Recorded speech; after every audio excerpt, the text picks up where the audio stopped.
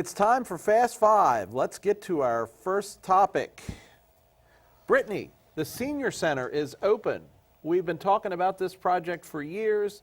We finally got a building for it a couple of years ago, and it officially opened its doors this week. What say you about the Senior Center? I think it's wonderful. I believe, just looking at the article that I read this morning, didn't they have like 550 some odd people sign up to participate in the exercise classes and the other activities going on there?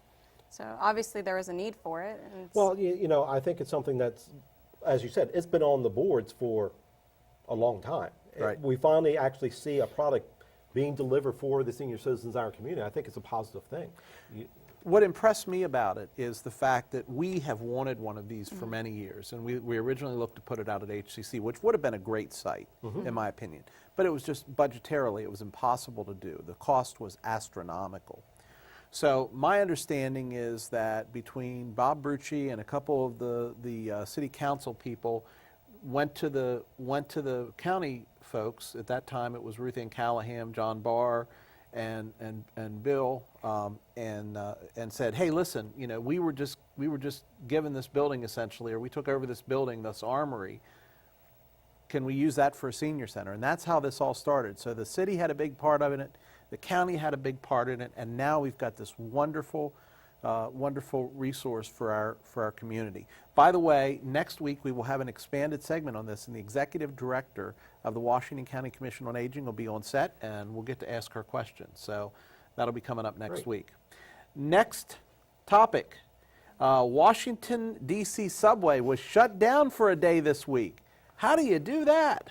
how do you do it at last minute? That's something that, I definitely made a lot of people angry because not everybody was notified because they didn't hear about it. And so you had some people show up to get to work in a certain amount of time and they couldn't even get on the system. I would not have wanted to be on 495 on Wednesday. Oh, man. 495 on Wednesday or 270 or, my goodness. Last minute, figure it didn't come out until late in the afternoon. And if you weren't watching the local news or have the computer open to see what's going on the internet, you never would have heard this. And so what makes me question is they shut down the entire line. They didn't take down the red line or the blue line. They did everything across the board. And, the government didn't put in a liberal leave policy. We have all this traffic backed up, and, we know the congestion around 495, 270, 95. It would have made more sense for the governor to be proactive, or if it was, couldn't we have waited a couple more days? Is there something that grievous? I know there was a fire, I believe. Yeah. Yeah, and they found half a dozen. Last time I checked, they found half a dozen wires that were eroded and needed to be replaced in just half of the investigation. But it is a little bit suspicious that they would do all of it at once. Well, and it's odd because doesn't the subway shut down at night anyway? Can't they do some of this work overnight and on the weekends? Well, that would be the government being proactive. Okay, I don't know if we can really equate those two things together. That's very true. Okay. Okay, I'm not trying to be dismissive, but anyway. It would make sense. School board budget. Brittany, we approved a school board budget, at least at the board level. It's got to go to the county commissioners now. And what we are trying to do is pay off the debt on the Barbara Ingram School for the Arts early, putting basically a lot of money back into the school board budget on an annualized basis and saving some interest or some prepayment penalties. But essentially, it looks like a good thing, at least according to Mr. South, who's the director of finance for the school board. What do you think? It's something of a no-brainer. If you're going to be saving $30,000 something like that dollars a year, definitely go ahead and pay it off. I think it was a bold move by the four that voted for it. Now, from what my understanding is, in the afternoon budget meeting, there was actually 5 board people that were in support of it. And Melissa Williams, dropped her support of it when they actually had the meeting that evening.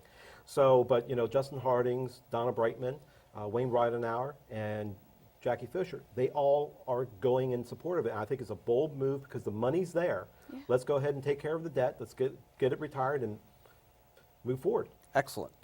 I-81, we hear plans that we're really going to widen I-81 at the bridge and in Williamsport.